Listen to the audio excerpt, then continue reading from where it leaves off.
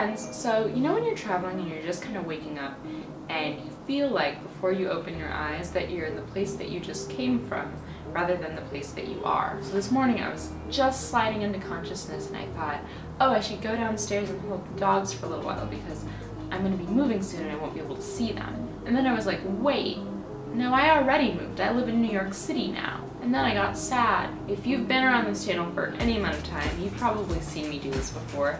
I've lived in 4 different states in the past year, and I've done 6 cross-country moves in the past 2. And I'm a person who doesn't handle change the best. See, here, having an emotional crisis about physics, and here, having an emotional crisis about desert shrubbery, and here, having an emotional crisis about Earl Grey tea. It's kind of become my MO to move and panic and blog about it, and this morning I was getting sad and then I thought, like, sis, your content's getting a little stale. So instead, I'm going to talk about when I make big life changes, what helps me deal with it better. Probably the best thing to do is call your mom, and you can sub in like a good friend or another family member, but as long as you have a good relationship with your parents, I think they're a little more powerful than anything else. They'll be caring and comforting, and if your mom is anything like mine, she'll think that between your DNA and your dimple and your degree from a mid-tier private Midwestern college, you have the ability to literally form celestial bodies with your hands. I'm not as good as my mom thinks I am, but it helps to hear her say it.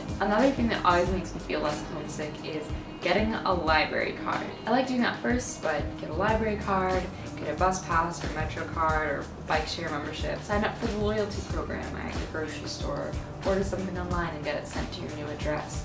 Put down at least the trappings of roots. It also helps to be critical of nostalgia. I mean, it can be helpful to look at old photos and think about all of the good things that you left behind, but I've been keeping a journal this year and it's been helping me to realize when nostalgia is just inaccurate. I have like a dozen entries about how all I wanted to do was move out of my apartment in Seattle and move out of my parents' house in Wisconsin. And now I'm doing it, and I think about other people who've done it, like my friend Nicole. She's moved around even more than I have, and I think she's perhaps my most interesting friend. Like, she's gone so many places and has so many stories, and now I get to be the person who goes new places and has new stories. I wanted this, and it doesn't make it any less intimidating right away, but it does in time. I wanted to do this, and now I'm doing it, and if I wasn't, I'd be wishing I was. I also think a piece of common advice when you move to a new place is like to get out and explore your new city and find all the new places that you like.